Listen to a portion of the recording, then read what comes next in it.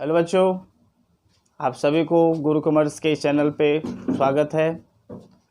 आज आप लोगों के लिए एक नया वीडियो लेकर के आया हूँ, जिसमें आपको बताएंगे कि गुडविल का जो है मूल्यांकन कैसे किया जाता है। हम गुडविल को कैसे रुपयों में कैलकुलेट करेंगे। जैसा कि आप पिछला वीडियो में देखे कि गुडविल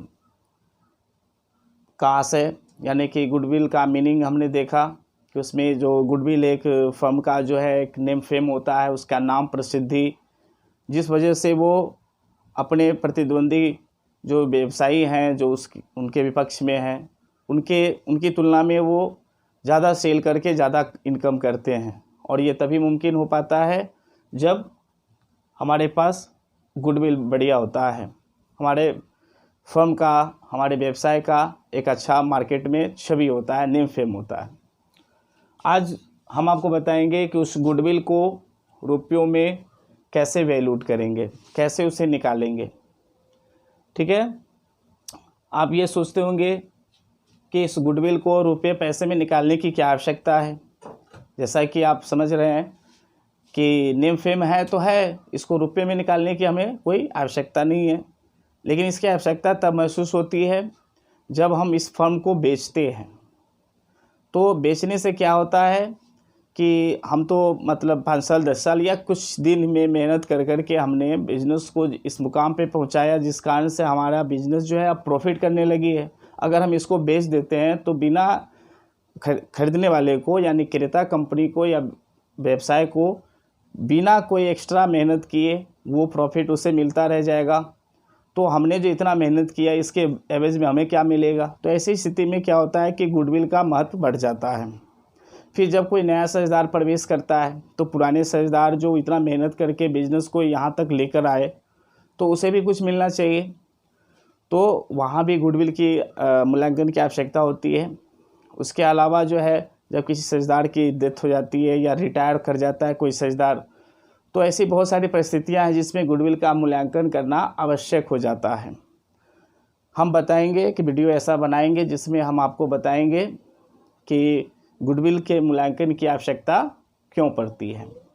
आज हम आपको इसमें बताने वाले हैं कि गुडविल का मूल्यांकन जो है कैसे किया जाता है। जैसा कि आप बोर्ड पे देख सकते हैं कि गुडविल निकालने के हमारे पास जो है 3 मेथड्स हैं। पहला है एवरेज प्रॉफिट मेथड, औसत लाभ विधि। दूसरा है सुपर प्रॉफिट मेथड यानी अधिलाभ विधि। तीसरा है कैपिटलाइजेशन मेथड यानी कि पूंजीकरण विधि। हम आपको इस वीडियो में बताएंगे valuation of goodwill by average profit method यानी एवरेज प्रॉफिट मेथड के थ्रू गुडविल का मूल्यांकन कैसे किया जाता है, इसी बात पर हम लोग चर्चा करेंगे। इसमें हमने 2 स्टेप बनाया है। स्टेप 1 में आपको क्या करना है, सबसे पहले एवरेज प्रॉफिट निकाल लेना है। एवरेज प्रॉफिट निकालने के लिए करना क्या है आपको, सबसे पहले जो प्रश्न में 2 साल 3 साल 4 साल 5 साल जितनी ईयर्स के प्रॉफिट्स दिए हुए हैं सबको हम ऐड कर लेंगे। ऐड करते समय एक बात का ध्यान रखिएगा कि अगर 5 साल का प्रॉफिट लॉस दिया है जिसमें 4 साल प्रॉफिट है, 1 साल लॉस हो गया किसी वजह से, तो जोड़ते समय क्या कीजिएगा, प्रॉफिट को अलग जोड़ लीजिएगा, लॉस वाले को उसमें से घटा दीजिएगा। जो फिर आएगा वो टोटल प्रॉफिट्स कहलाएगा। ऐसा नहीं कि लॉस को भी जोड़ देंगे, ऐसा नहीं करना है। फिर नंबर ऑफ़ ईयर्स यानी कि अगर 5 साल का हमने प्रॉफिट लॉस लिया है तो हमारा नंबर ऑफ़ ईयर्स 5 हो जाएगा। ठीक है, उससे हम डिवाइड करेंगे, हमारा आ जाएगा एवरेज प्रॉफिट। फिर स्टेप 2 में क्या करना है, गुडविल निकालना है। गुडविल निकालने का सिस्टम क्या है, इसमें एक फार्मूला लेना है। एवरेज प्रॉफिट जो भी बताए वो ले लेना है, उसमें नंबर ऑफ़ ईयर्स परचेज से गुना कर देना है, जो अमाउंट आएगा वो हमारा गुडविल कहलाएगा। है ना, बहुत आसान सूत्र। बता दें थोड़ा इस पर हम चर्चा कर देते हैं। नंबर ऑफ़ ईयर्स परचेज क्या है, तो नंबर ऑफ़ ईयर्स परचेज का आशय ये होता है, सपोज डेट मान लेते हैं कि हम 2 कंपनी ले लेते हैं। ठीक है, जैसे एक लीव गार्ड का बैटरी आता है, एक लुमिनियस का आता है। अगर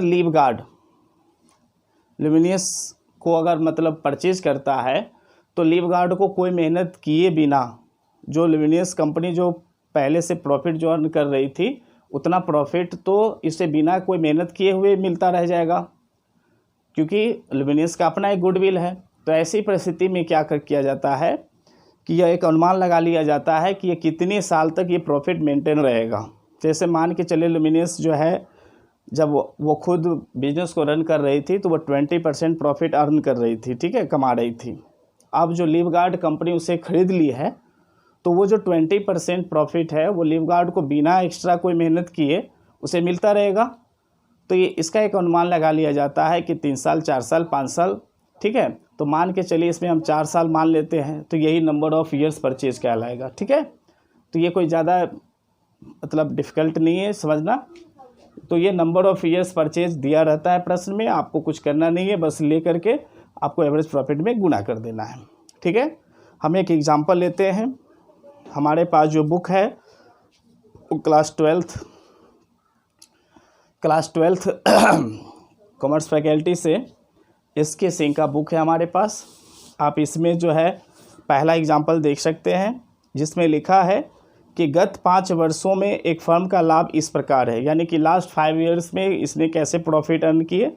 इसमें दिया है कि वर्ष 2014 में 4 लाख की कमाई हुई थी, 15 में 3,98,000, वर्ष 2016 में 4,50,000, इसी तरह 17 में 4,45,000 और 18 में 5 लाख रुपया, ठीक है। हम एग्जाम्पल बता रहे हैं, 1 नंबर एग्जाम्पल है।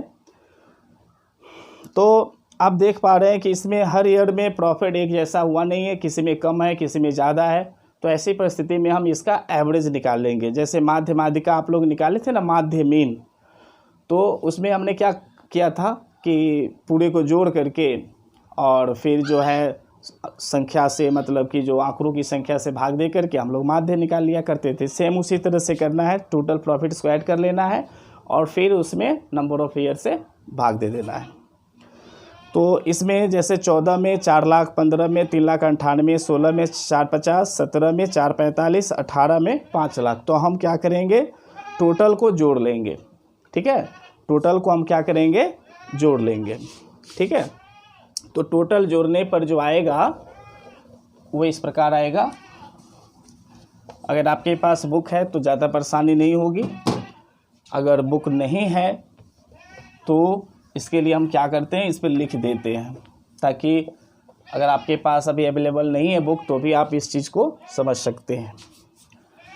इसमें जो है प्रॉफिट इस प्रकार दिया है। 2014 का जो है 4 लाख है, ठीक है। 2015, 2016, 2017, 2018, 1, 2, 3, 4, 5 साल का दे रखा है। 14 में 4 लाख की कमाई हुई, 15 में 3,98,000, 16 में 4,50,000 यानी 4,50,000, इसी तरह 17 में 4,45,000, इसी तरह से 18 में 5 लाख प्रॉफिट ले लेंगे और इस सब को हम क्या करेंगे, ऐड कर देंगे। ऐड करने पर आएगा, आप ऐड कर सकते हैं,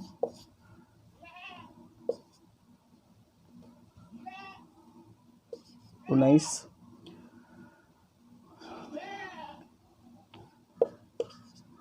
आ रहा है 21,93,000। कितना आ रहा है, 21,93,000। यह हमारा टोटल प्रॉफिट्स कहलाएगा। क्या कहलाएगा, टोटल प्रॉफिट्स।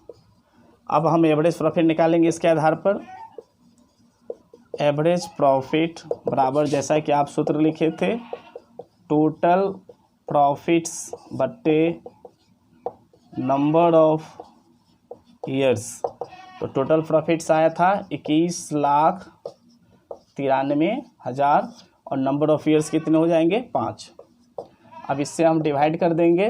डिवाइड करने पर जो आएगा हमारा आएगा 4,38,600। कितना आएगा, 4,38,600, ठीक है। तो हम पहला स्टेप पार कर लिए, एवरेज प्रॉफिट निकाल लिए। स्टेप ये 1 हो गया। स्टेप बाय स्टेप समझ लेते हैं। अब हम दूसरे स्टेप में क्या निकालेंगे, गुडविल। तो गुडविल बराबर सूत्र होता है एवरेज प्रॉफिट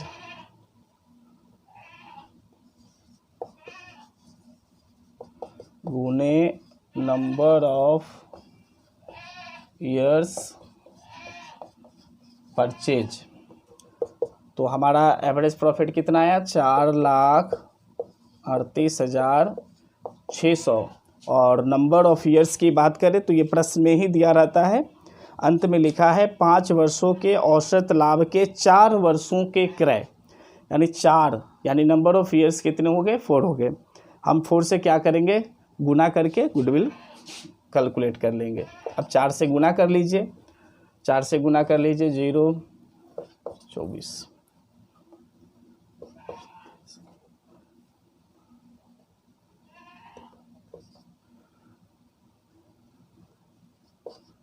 आ गया 17,54,400, यही हमारा आंसर हो जाएगा। इतना ही करना है गुडविल निकालने में, ठीक है। तो एक बार फिर समझ लेते हैं इस चीज़ को। पहले हमें क्या करना है टोटल प्रॉफिट्स ज्ञात कर लेना, जिसके आधार पर हम एवरेज प्रॉफिट इजीली निकाल सके। तो टोटल प्रॉफिट में सबको जोड़ लेना है। अगर इसमें अगर ये लॉस होता तो इतना हम जोड़ लेते, अगर ये लॉस है, अगर 18 में मान के चलिए 5 लाख लॉस लग गया तो हम ये चारों को जोड़ लेते, इसको घटा देते, फिर जो आता अपना, और इसमें टोटल प्रॉफिट से है इसलिए सबको ऐड कर लिए। फिर इसमें नंबर ऑफ़ ईयर्स 1 2 3 4 5 यानी कि 5 साल का दिया है, 5 से डिवाइड कर दिया, हमारा इतना आ गया एवरेज में, यानी एवरेज में इतना प्रॉफिट पर ईयर हो रहा है। गुडविल के लिए सूत्र है आपका एवरेज प्रॉफिट गुने नंबर ऑफ़ ईयर्स परचेज। तो नंबर ऑफ़ ईयर्स परचेज प्रश्न में ही दी रहती है, जिसके बारे में हम आपको बताए ही थे कि नंबर ऑफ़ ईयर्स परचेज का मतलब है कि जब कोई कंपनी अपने फर्म को यानी अपनी कंपनी को बेच रही है, तो ऐसी स्थिति में जो कंपनी परचेज करती है उस कंपनी को बिना कोई मेहनत किए इस कंपनी का जो विक्रय हो रहा है, जिस कंपनी का, उसका जो प्रॉफिट हो रहा था, जो रेगुलर होता ही रहेगा आने वाले समय में, उसे कोई मेहनत करने की ज़रूरत नहीं पड़ेगी, कोई एक्स्ट्रा एफर्ट के। तो ऐसी परिस्थिति में एक अनुमान लगा लिया जाता है कि कितनी ईयर तक ये प्रॉफिट मेंटेन रहेगा। तो वही 3 साल 4 साल 5 साल जो भी रहेगा, एवरेज में इतना रहता है। तो उससे आपको क्या करना है गुना कर देना है, जिसके आधार पर गुडविल निकाल लिया जाता है। तो जब परचेज़ की जाएगी तो वो जो परचेज़ करने वाली कंपनी है उसको एक्स्ट्रा इतना रुपया देना पड़ेगा। तो ये गुडविल का हो गया, ठीक है। अगर कोई साझेदार प्रवेश करता है तो वैसी परिस्थिति में मान लेते हैं उसको बिजनेस में 1/5 शेयर मिल रहा है, तो 1/5 इसका उसको गुडविल लाना पड़ेगा। अगर 2/5 मिल रहा है तो 2/5 गुडविल लाना पड़ेगा, क्योंकि वो अपना हिस्सा एक तरह से परचेज करता है, ठीक है। तो इस तरह से हम गुडविल निकाल लेंगे। अगर एक फर्म बेची जा रही है तो ऐसी परिस्थिति में सबसे पहले टोटल एसेट और टोटल लायबिलिटीज निकाल लिया जाता है। टोटल एसेट में से टोटल लायबिलिटीज को घटा दिया जाता है, जो अमाउंट डिफरेंस जो बचता है वो और प्लस गुडविल दोनों जोड़ करके जो परचेज कर रही है कंपनी उसे देना पड़ता है, ठीक है। सपोज डैट के मान लेते हैं किसी फर्म का, किसी कंपनी का 10 लाख का एसेट है और 8 लाख रुपए का लायबिलिटीज है। तो ऐसी परिस्थिति में अंतर क्या आएगा 2 लाख का। तो 2 लाख का प्लस ये 17,54,400 रुपया अलग से एक्स्ट्रा गुडविल का जोड़ करके उसे देना पड़ेगा, ठीक है। इस बात को समझ गए आप लोग। फिर अगले वीडियो में हम आपको इसी तरह से और भी क्वेश्चन लेकर के आएंगे, इसी आधार पे एवरेज प्रॉफिट के ही आधार पर। नमस्कार।